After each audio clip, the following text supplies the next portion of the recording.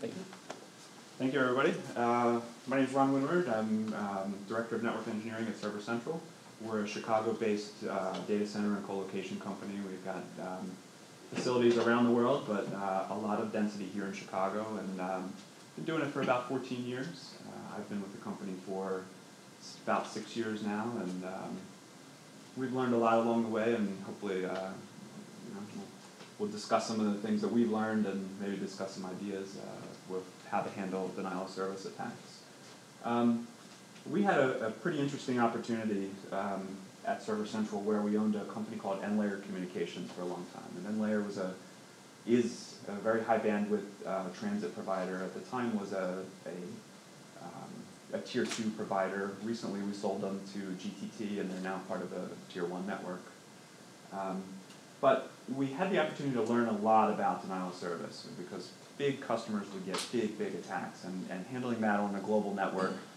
We learned a lot of good tricks. We learned what doesn't work, and we'll go over some of those today. So this is some information from a vendor or a partner of ours that we work with, but they find that in their analysis that there are 3 common bottlenecks in a denial of service attack. The first is the server that's getting attacked, right? If it's a single server and it's getting blasted, well, it's probably going to have some resource issues. The firewall in front of the network is not something we think about, but if you're a NOG reader, there's a gentleman named Roland Dobbins who's really preaches about the importance of not putting a firewall in front of your internet-based server, and the reason is firewalls are easy to starve resources. So a lot of times you might have that great server and a firewall is getting attacked, resources are consumed on the firewall, and the firewall falls over, your denial of service is achieved.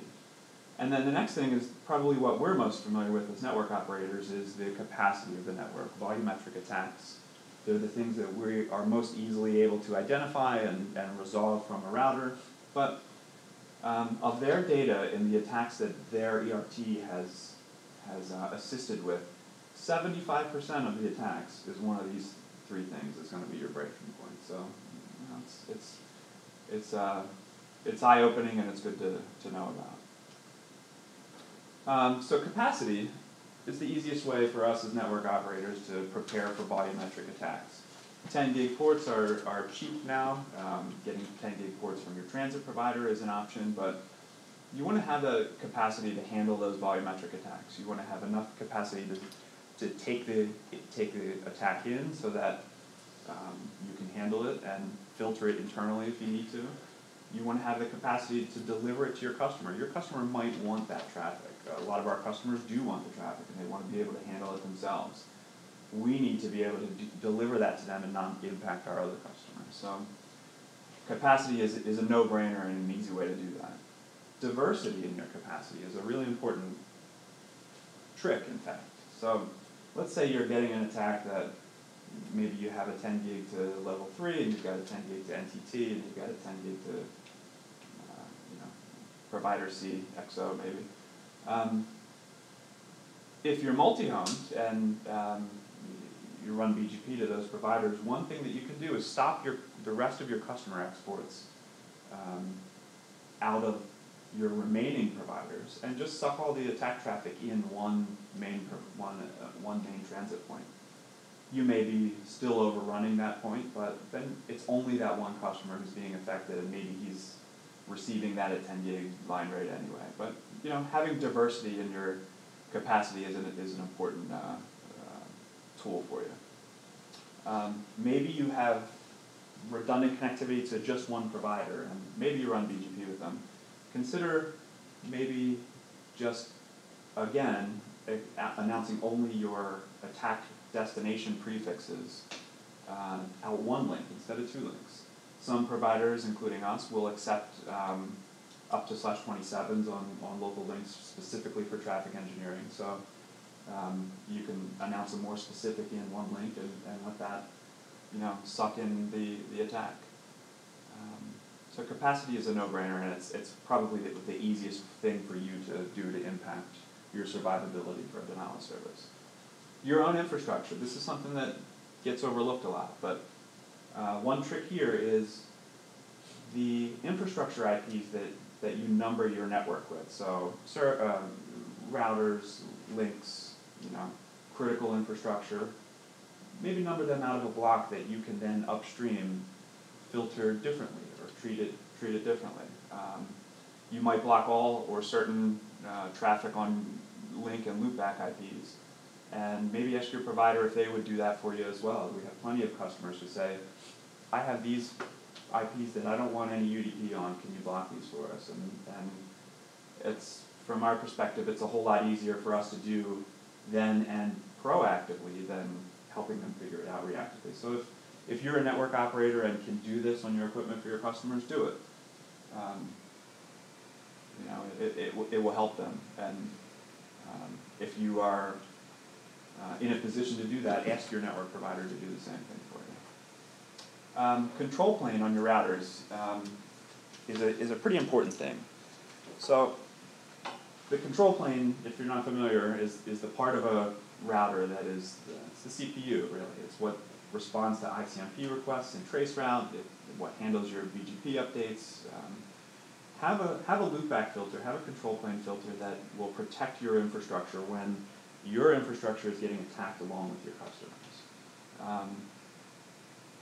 ICMP is a good one that gets overlooked because, as I say, it's the CPU of your router that has to respond to that ICMP query for your customers. So protect that. We limit ours. A lot of providers, a lot of vendors limit them, but we lock ours down, even further.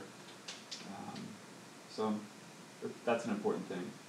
Team Cumry, if you're not familiar with them, they're a security research and advising firm, basically. They've got a great resource available that shows how to protect your different routers with secure templates. Juniper routers, Cisco routers, DNS templates, that kind of a thing. And then if you know that you're never going to receive certain traffic on a host, block it. If you know that you're a web property and you're not ever going to receive UDP traffic, block that traffic on your egress or even closer to your core. And then also, don't forget your v6 policy. It's something that we overlook. If you're not running v6 and you turn on v6, it's a great attack vector for somebody to get you, because if you're not, a lot of us aren't as familiar with v6 as we are with v4, and we can forget about it. So my point is, don't forget about it in your loopback filters and your control plane filters.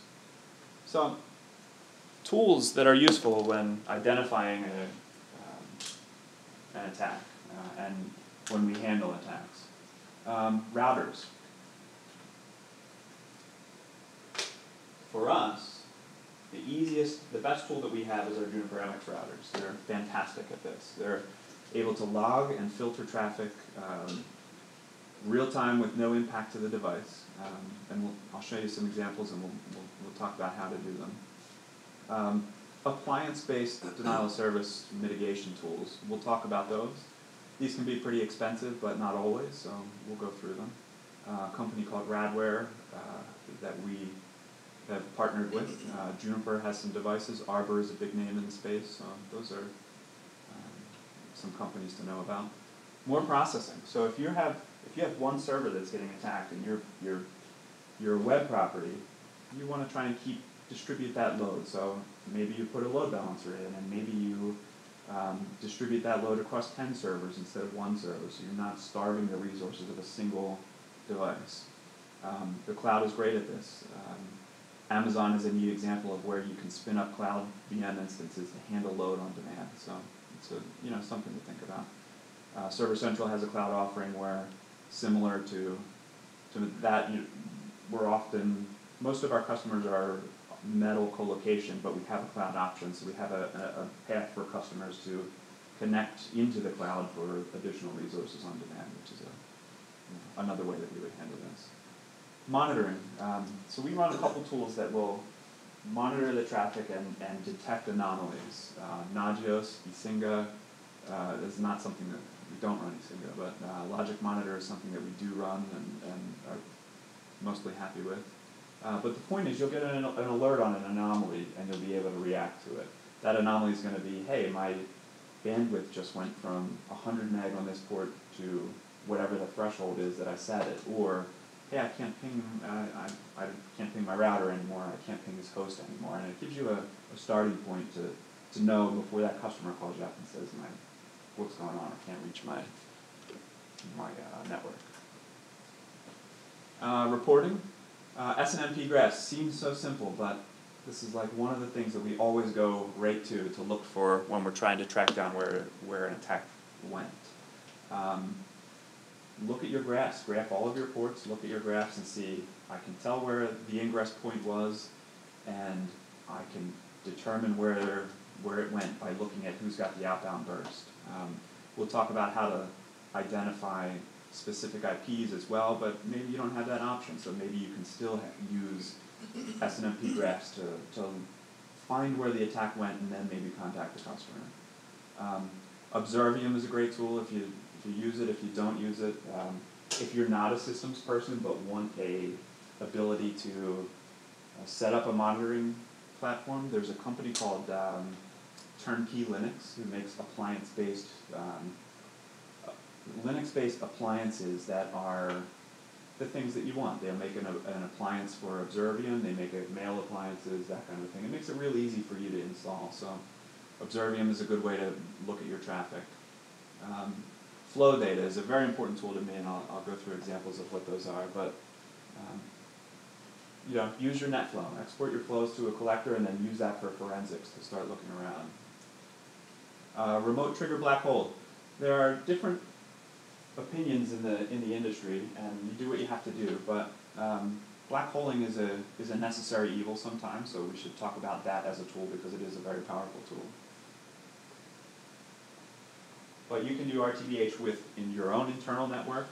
You can do it externally. You can pass your routes up to your transit providers or customers. You can accept routes from your customers to, maybe they have a backend system that will allow them to prevent or to null route their own traffic and pass it up to you to protect your infrastructure as well.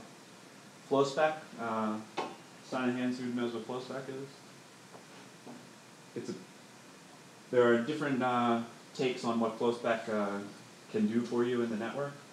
Basically, it's a firewall policy that can be carried in BGP. So it gives you the ability to pass, just like RTBH, which we'll talk about, pass specific firewall rules to every flow spec capable router in the network. It's a really cool thing, and we ran it for a while. We don't run it inside of Server Central. Be careful with it. People have taken down their networks with it. It's a very cool thing, but it's a serious thing. You can mess one thing up, and you can black hole all of your route, your link IPs. Or another thing is it can be memory intensive, so you can not know it, and chew up your memory on certain routers. So if you use it and if you know how to use it, it's a cool tool, but don't go blindly into it. And a lot of people would say don't bother with it, despite how cool it is. So this is NetFlow. Anybody not seen NetFlow before? This is NetFlow data from NFDump. But here I've got an example, real-world example of, I've sanitized all of the IPs, but we'll talk about what this is. So we use NetFlow as one method to see what's going on in the network. Maybe we get that anomaly alert, and then I say, show me the top IP addresses by flows on this specific router. And here we can see that this destination IP address of 1093.250.92 has 45,000 flows at 15 gigabytes of traffic over the sample period. And this tells me immediately, because this is an anomaly, that this is where I need to look at what my attack is. So then now that I have the destination that's being attacked, I want to look at it a little bit more. I want to fingerprint it. So then I ask NetFlow, give me data on this IP that's being attacked, the 1093.250.92. And here I can see flows that show me all of these random IP addresses from random ports are attacking my customer on his random ports. Now, how do you handle this? How do you mitigate this attack? We'll talk about them, but how do you mitigate I've got a common destination IP address, but I don't have common ports. I don't have common source ports. I don't have common source IPs. This is clearly a spoofed, this is clearly a spoofed customer. But maybe what I want to do is block all UDP to this traffic, or maybe I want to block on certain port ranges, which we can do in Juniper. So maybe this is a specific packet length that I can filter on. So I have more detailed examples of this. But so remotely triggered black hole. Anybody familiar with RTBH? What it is it's a way to carry specific routes in your network and discard them locally. So let's say you have 4 routers in your network. It's maybe easier for you to log into each router and type in null route this IP address. But if you have a 200 router node network or a 500 node network, and you have an attack vector coming in from every one of your global transits, that's a hard thing to manage, and this is going to be a great tool for you. Again, black holing is up to the provider. Personally, we will try everything we can to not black hole somebody, but if you have to do it, you have to do it because you have other customers to keep online. So what this does is it allows you to specifically discard routes locally in your network. It's a quick way to drop it no matter where in the network it comes in. So routes are carried in via BGP. We use IBGP internally, obviously, and eBGP externally. Externally meaning you can pass RTBH up to your transit providers. We do that. So we'll accept black hole routes from customers, or we'll allow customers to black hole their own routes in our customer portal. We'll distribute that internally using RTBH, and then we'll push that up to our transit providers as well. If you set it up, it's a neat tool. It's not too dangerous. It's a pretty common thing. Make sure your customers are only black holing their own IPs. Again, it's not going to block flood-based attackers. So UDP floods, it's not going to help you to black hole that address space because it's UDP and it's really only you need to null route the local source that is being attacked. So you can pass your routes up to your providers if they'll support it. Ask them. Most will. If they don't, push them, and maybe you'll get an engineer who will help you do it. But then remember that if you export routes to your transits and your customer's multi-homed, you can cause more issues for them. So we had an example where there was a customer of ours who was multi-homed. One of their other providers did some RTBH, and they passed the route up to one of their transit providers, who was a tier 1 provider. The customer stopped announcing all of their address space to that provider and was only announcing it to us.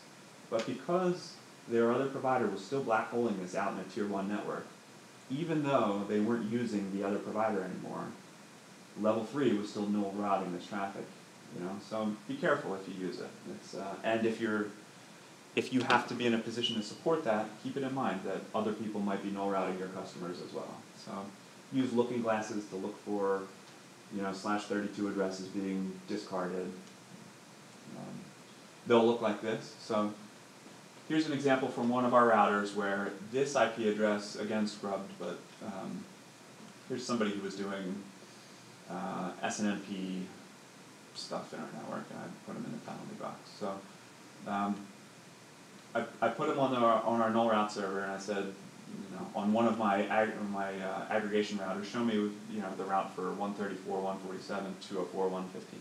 Well, here we see it in BGP as a /32. We see that we've learned it from a scrubbed IP address. It's an internal BGP route, and I'm sending it to a next hop of my discard IP address. You set the route that you're going to discard it to, and it's via the discard interface. So here's what it looks like as I receive that from one of my core routers. Again, it's a /32. Here's where it came from, and the community that we use, which is 23352, which is our ASN, and 666 for obvious reasons, because this is an evil customer or IP address, but that's what it looks like. Relationships are a fantastic tool when you need help and when you're under distress.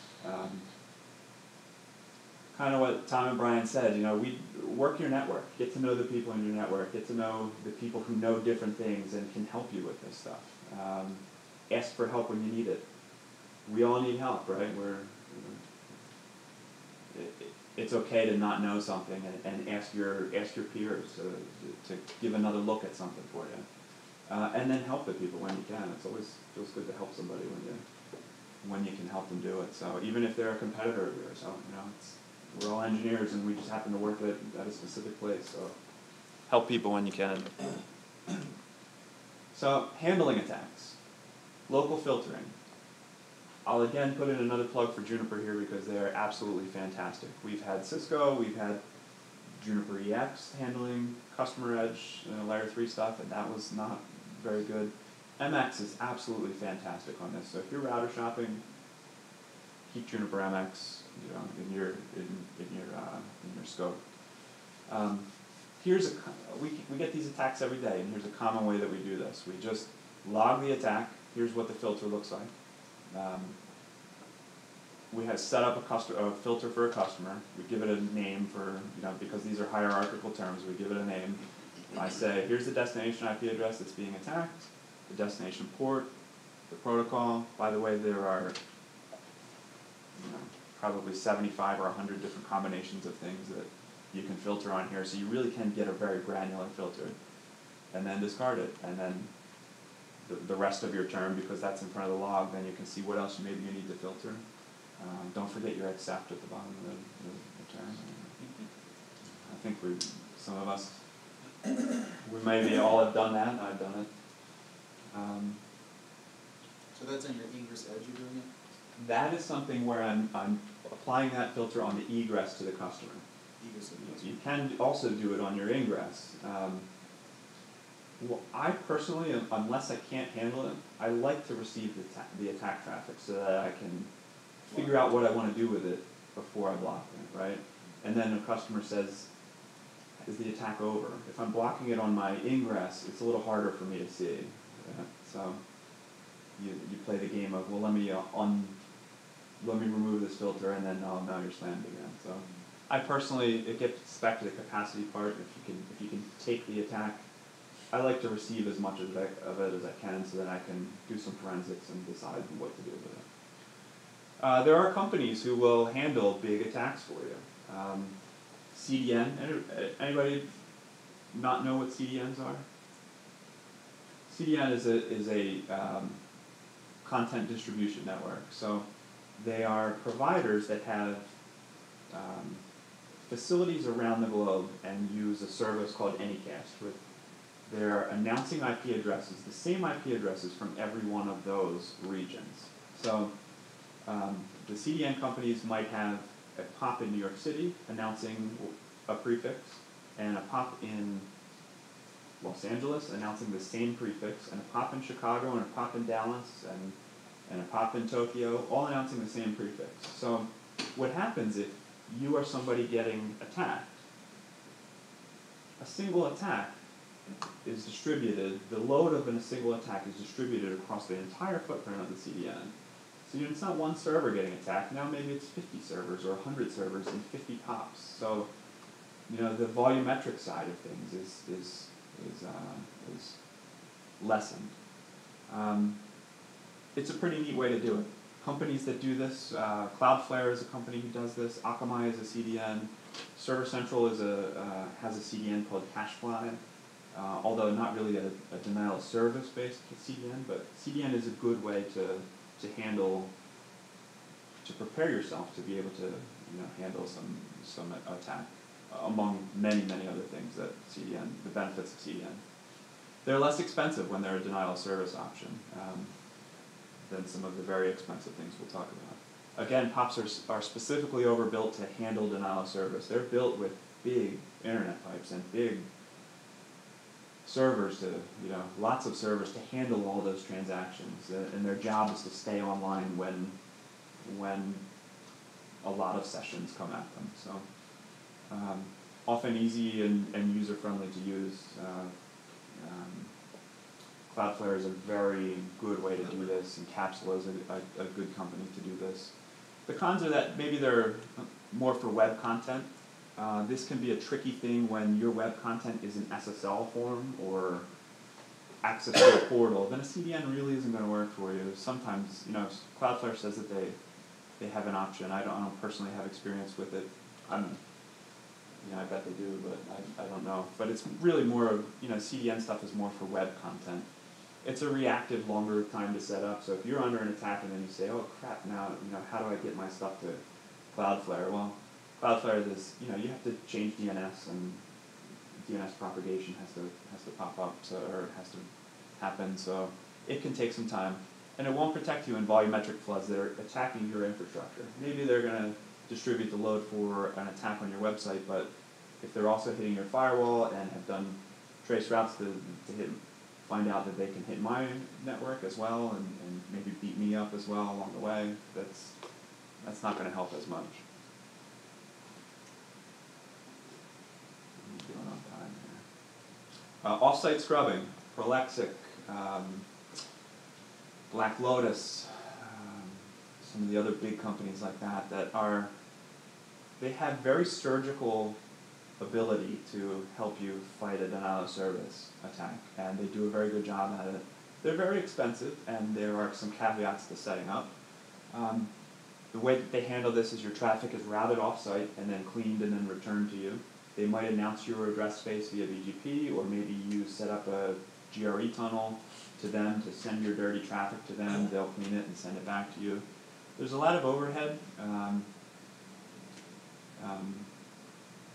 The benefits are that you get guys who are, these are good security guys whose focus day in and day out, 24/7 for years is fighting denial of service. So there's a lot of benefit to that. And there's some, you pay a premium for that. Again, the POPs are overbuilt to specifically handle that volumetric stuff. You're not really going to take one of these guys offline.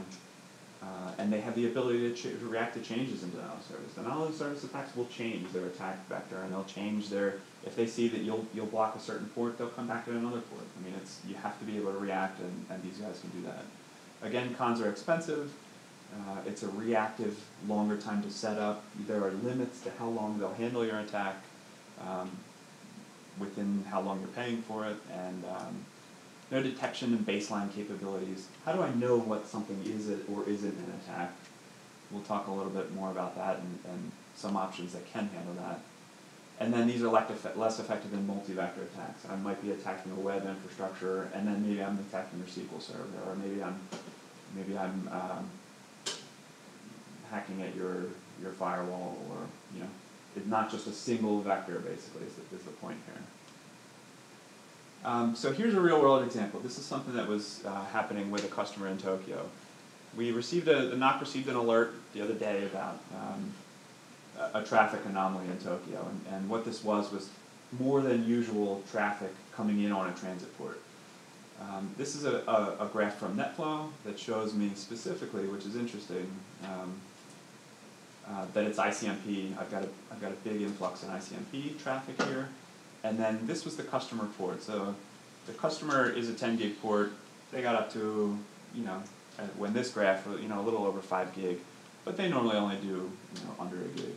This again gets back to the importance of capacity. These guys were able to handle this attack because they had the ports and could absorb the attack. But what's neat about this? Why is this ICMP? It's not somebody pinging the customer with 5 gig of traffic. Anybody know? It's ICMP unreachables being generated back for the attack traffic that was coming in. So it was just interesting. If you see a bunch of ICMP when you're looking at an attack, probably ICMP unreachables. It's also probably trace routes and pings to see if you're still online. But so here's what happened. Network engineer identified an attack using flow data. Again, we see the anomaly here of 1,400 flows to this specific IP address. Then we find out where is this IP address. We see that it's reachable on aggregated Ethernet 1.71. And it's a /23 from a customer. Again, this is all scrubbed, but 10 .IPs are easy to transpose. putting together a presentation. So here's what we did to log that attack data. We make a filter that is specific to the customer and apply that to the interface. Here's what the filter does. All it does is say log and then accept, and then just by default we put a then accept in there to prevent you from always discarding your, the inherent deny. Here's what the Juniper shows us in seconds, which is why I love it so much. Show firewall log detail matching on my IP address. We see that it's UDP traffic, 1,500 byte packets, headed to my customer. So big, notice that we don't see ports here.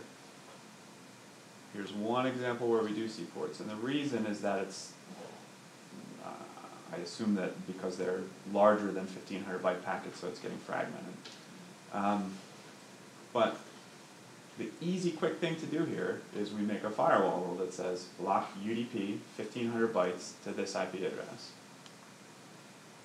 So that's what we do. That's from destination IP address, the guy who's being attacked, packet length 1,500, protocol UDP, and then we can kill it. And it really is that fast. I mean, the Junipers are fantastic at this. So non-volumetric attacks. So as network operators, that's what we're used to, right? That's what I'm used to. It's the easiest thing to see in a graph. It's the easiest change to notice. And they can be easily mitigated. But what happens when you can't or don't see these attacks? ICMP floods, we can see. Fragment floods, we see. The floods, all those on the top left, we see. But this stuff, like what do you do with a memory allocation attack? Or what do you do with a TCP out of state or concurrent connection attacks? Routers are layer 3 and layer 4, you know what? We can't see a lot of this stuff. So what do? Application layer attacks. These are the most difficult for me and our, as a network operator to mitigate. How do you easily distinguish between the legitimate and the malicious traffic? TCP/80 towards a web server on a router with 10,000, a flow of, attack coming from 10,000 source IPs. How do you block that when your customer is a web property that needs to stay online? What happens when it's SSL traffic? We can't see what inside of that traffic. So now we look to appliance-based solutions. So there are companies like Radware and Arbor and Juniper that makes a product for this, but at Server Central we use Radware Defense Pro and Defense SSL. They give us that, it's an appliance that you put in line and gives you the ability to always be monitoring your traffic. They do behavioral anomaly detection, so they'll look for what is your baseline of traffic, what's a regular traffic flow for you, and then when something big comes up, is that legitimate, is it not legitimate? They can do some neat challenge response type things, so back to that TCP/80 thing. Maybe I do a challenge in response of throwing a redirect, and does the customer come back? If it doesn't come back, I know it's garbage and I throw them away. Your browser's going to come back, that kind of thing. So the ability to look into SSL attacks. Again, SSL is encrypted stuff, so we don't, we just see the header information. Some of these tools can do that. The ability to keep track of the low and slow stuff that, again, we're used to the volumetric stuff, but what about the things that are just probing your network slowly over time and weeks and months and tying up resources, leaving sessions open and connections open. Appliance-based stuff is really good at this because this isn't something that we can find on the router. It really just, unfortunately, isn't. So the Radware stuff can be pretty neat. It's I think a lot of the tools in this space are pretty neat, but here's something that when it's in line, it can do detection and mitigation within 20 seconds. Really a cool thing. So it's a good tool for us. So what's the question? What kind of investments do they do a lot. So and we'll talk about. I have a little bit about capacity here, but what we find is that where's the balance? Do you need a device there that can handle volumetric, or can you do a small top of rack 1U appliance? For our enterprise customers, a lot of what we do is those 1U devices that have this. The Defense Pro 206 that we use has 6 gig ports. You get 2 in, 2 out, or 3 in, 3 out, but it's really 2 in, 2 out. One that has the SFP ports on it. All the way up to the big scrubber, which can do 40 gig, connections on it. So the different models have different capabilities and sizes. The best scenario that we see is really, do you need to pay for, if not all of your attacks are volumetric attacks, do you need to pay for the scrubber that's going to handle 40 gig of attack in case that happens one day? Probably not. So we've seen that we can handle volumetric attacks. So why not get a small scrubber that's a lot less expensive, can handle the real-time mitigation stuff, the application stuff, and the stuff that sneaks by, frankly, from the routers. And then when the big volumetric attack comes, hit it with the routers and policy inside of your network. Does that answer your question? Okay. So there isn't one single best solution, but you can be prepared and do what you can, do what your budget allows. The appliance-based stuff may not fit your budget.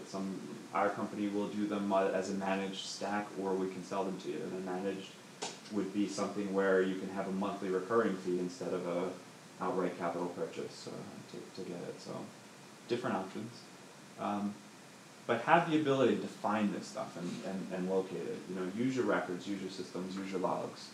Have the ability to filter it. Once you've found it, be able to block it. You can do a lot of that without having to buy big equipment. You don't have to buy.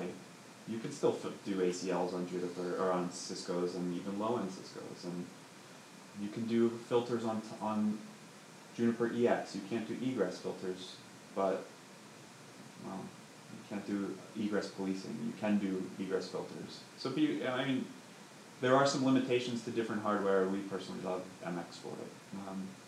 Consider the appliance-based solutions. Most attacks are not volumetric, and you're not going to know it until you are looking for this stuff. You'll be surprised that what's showing up when you start to analyze your traffic.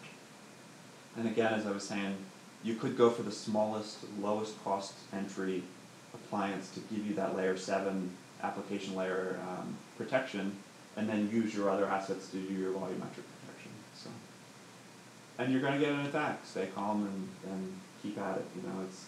It'll end. You'll be able to handle it. Ask for help from your friends and your colleagues when you need it, and you'll get through it. So that's it. Do you guys get hit big by the NTP attacks? That's a great question. Yes.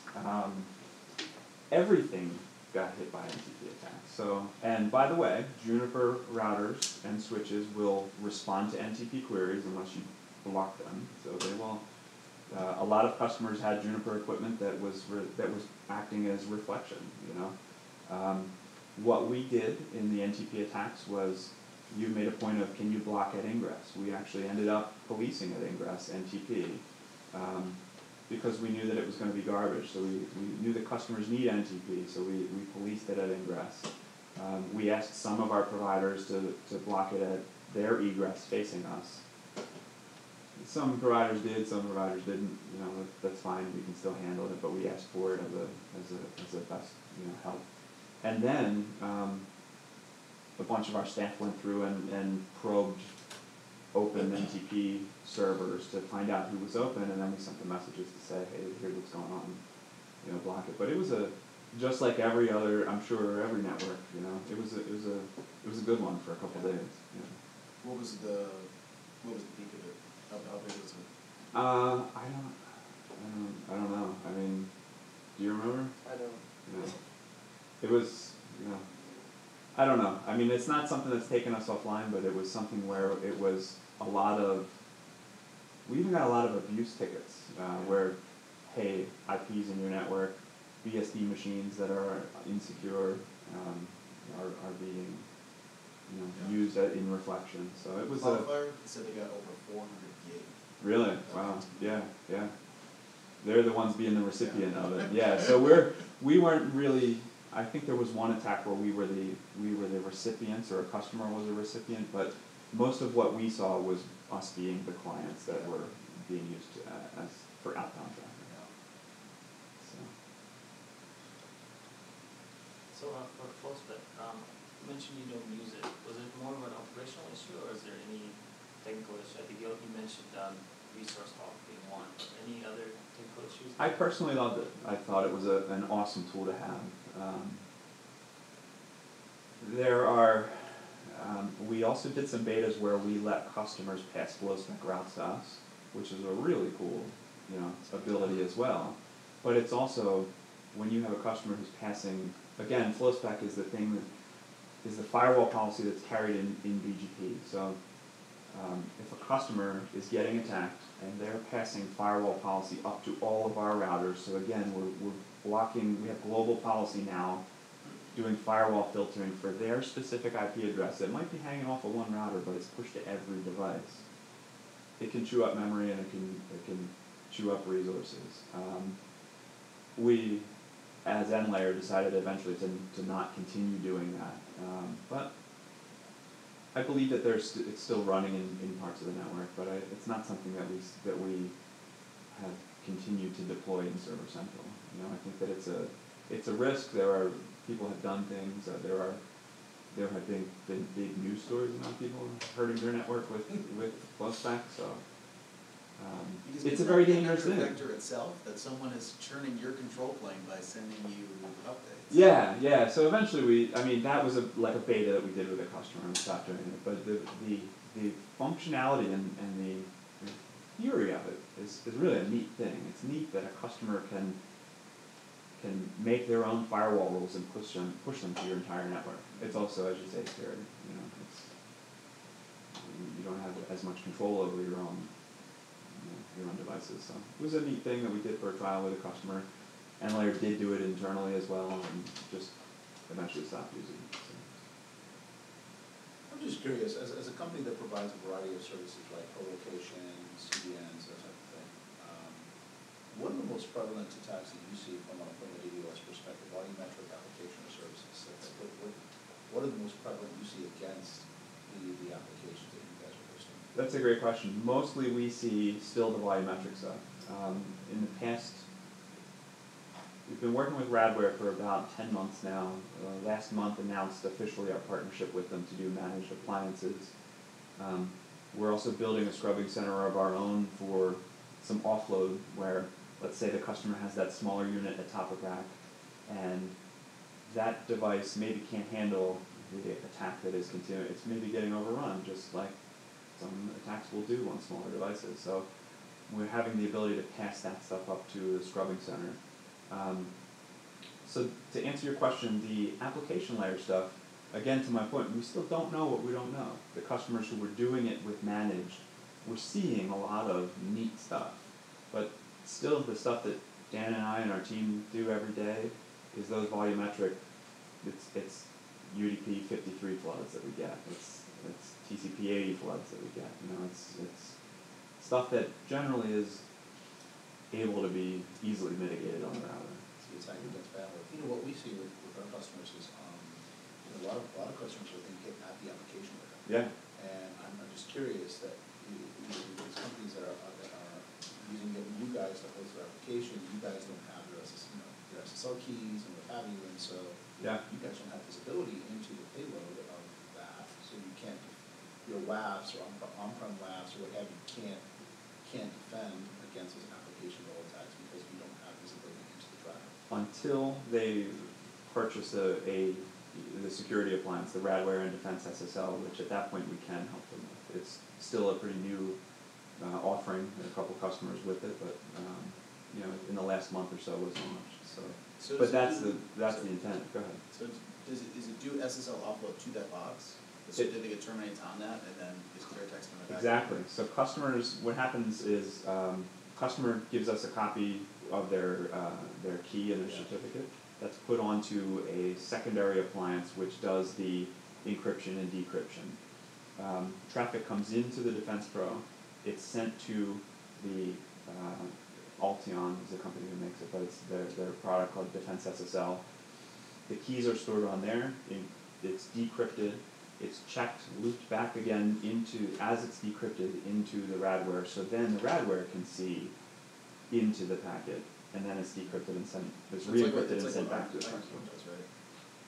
I think so, yeah, I don't quite know that one, but, or I'm quite so. We have to get going, so we get Yeah. everyone in, Thanks, but, Ron. thank you very much.